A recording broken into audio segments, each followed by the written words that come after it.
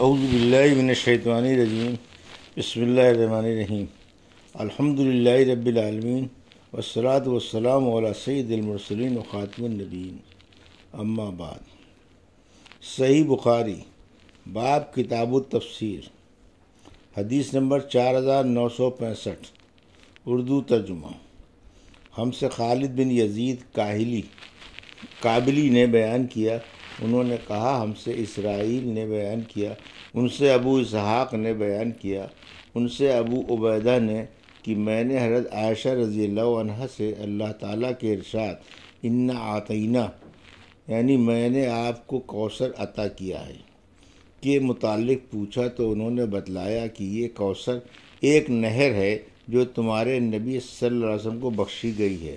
اس کے 2 کنارے ہیں جن پر خولدار موتیوں کے ڈیرے ہیں، اس کے آبخورے ستاروں کی طرح انگنت ہیں۔ اس حدیث کی روایت زکریا اور ابو الاحوص کی مطرف نے ابو اسحاق سے کی ہے۔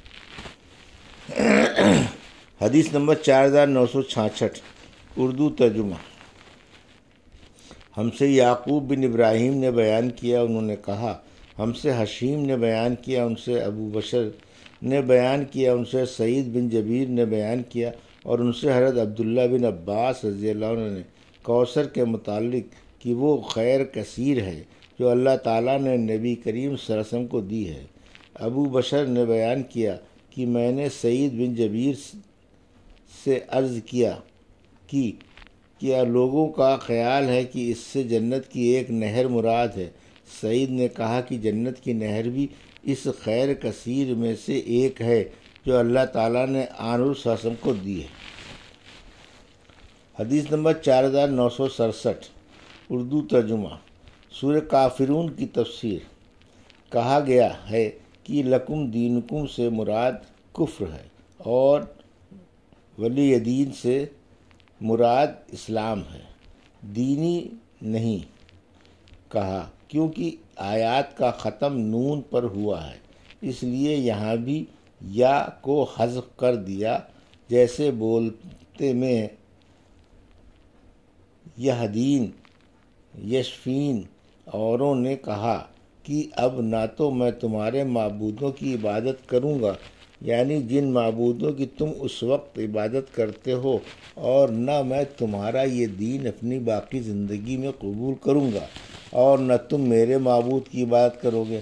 اس سے مراد وہ کفار ہیں جن کے متعلق اللہ تعالیٰ نے ارشاد فرمایا وَلَيَزِيدَنَّ كَثِيرًا مِّنْهُمُ الْآيَاتِ یعنی اور جو وہی آپ کے رب کی طرف سے ہے آپ پر نازل کی جاتی ہے، ان میں بہت سے لوگوں کو سرکشی اور کفر میں وہ اور زیادہ کر دیتی ہے۔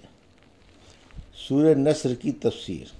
ہم سے حسن بن ربیع نے بیان کیا، کہا ہم سے ابو الاحوص نے بیان کیا، ان سے اعمش نے، ان سے ابو زحا نے، ان سے مسروق نے، اور ان سے حضرت عائشہ رضی اللہ عنہا نے بیان کیا کہ آیت اذا جاء نصر اللہ یعنی جب اللہ کی مدد اور فتح آ پہنچی جب سے نازل ہوئی تھی، تو رسول کریم صلی اللہ علیہ وسلم نے کوئی نماز ایسی نہیں پڑھی جس میں آپ یہ دعا نہ کرتے ہوں سبحانک اللہم ربنا بحمدک اللہم اغفر لی یعنی پاک ہے تیری ذات اے اللہ، اے ہمارے رب، اور تیری ہی لیے تعریف ہے، اے اللہ میری مغفرت فرما دے۔ حدیث نمبر 4968، ہم سے عثمان بن ابی شیبہ نے بیان کیا، کہا ہم سے جریر نے بیان کیا، ان سے منصور نے، ان سے ابو زحا نے، ان سے مسروق نے، اور ان سے حضرت عائشہ رضی اللہ عنہا نے بیان کیا کہ رسول اللہ صلی اللہ علیہ وسلم سورہ فتح نازل ہونے کے بعد اپنے رکوع اور سجدوں میں بکثرت یہ دعا پڑھتے تھے سبحانک اللہم ربنا یعنی پاک ہے تیری ذات اے اللہ، اے ہمارے رب، اور تیرے ہی لیے تعریف ہے، اے اللہ میری مغفرت فرما دے۔ قرآن مجید کے حکم مذکور پر اس طرح آپ عمل کرتے تھے۔ حدیث نمبر 4969، اردو ترجمہ۔ اللہ تعالیٰ کا ارشاد ہے یعنی اور آپ اللہ کے دین میں لوگوں کو جوق در جوق داخل ہوتے ہوئے خود دیکھ رہے ہیں۔ ہم سے عبداللہ بن ابی شیبہ نے بیان کیا، کہا ہم سے عبد الرحمن بن مہدی نے بیان کیا، ان سے سفیان سوری نے، ان سے حبیب بن ابی ثابت نے، ان سے سعید بن جبیر نے، اور ان سے ابن عباس رضی اللہ عنہ نے۔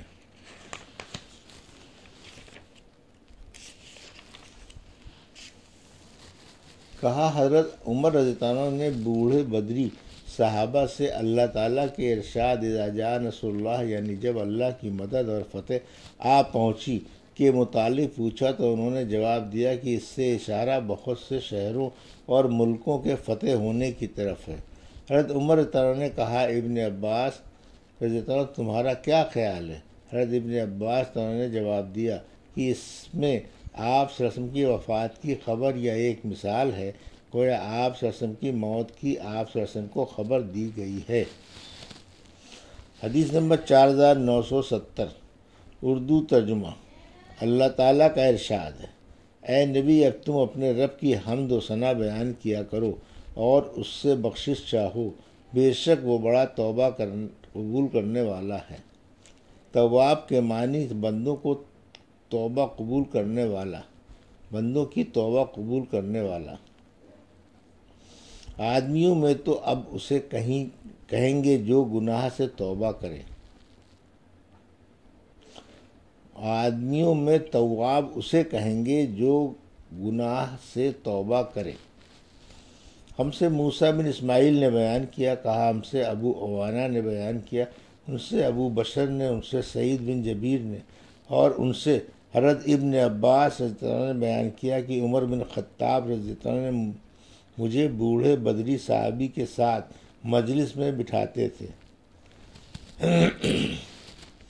بعض عبد الرحمن بن عوف کو اس پر اعتراض ہوا، انہوں نے حضرت عمر رضی اللہ عنہ سے کہا کہ اسے آپ مجلس میں ہمارے ساتھ بٹھاتے ہیں، اس جیسے تو ہمارے بھی بچے ہیں۔ حضرت عمر رضی اللہ عنہ نے کہا کہ اس کی وجہ تمہیں معلوم ہے۔ پھر انہوں نے ایک دن ابن عباس کو بلایا اور انہیں بوڑھے بدری صحابہ کے ساتھ بٹھایا۔ ابن عباس نے کہا کہ میں سمجھ گیا کہ آپ نے آج مجھے انہیں دکھانے کے لیے بلایا ہے۔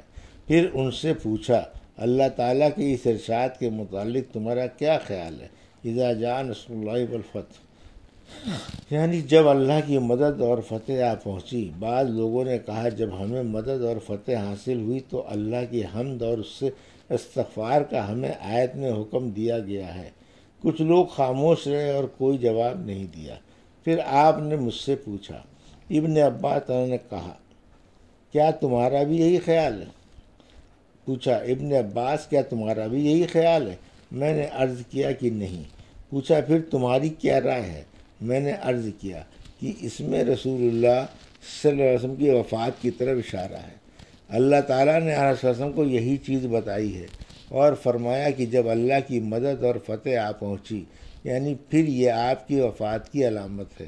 اس لیے آپ اپنے پروردگار کی پاکی و تعریف بیان کیجیے اور اس سے بخشش مانگا کیجیے، بے شک وہ بڑا توبہ قبول کرنے والا ہے۔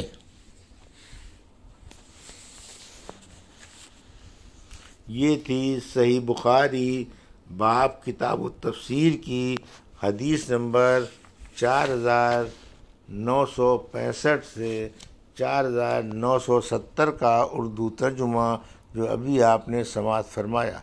اللہ سے دعا ہے کہ اللہ ان حدیثوں کی صحیح سمجھ عطا فرما اور ان پر عمل کرنے کی توفیق عطا فرما، آمین یا رب العالمین۔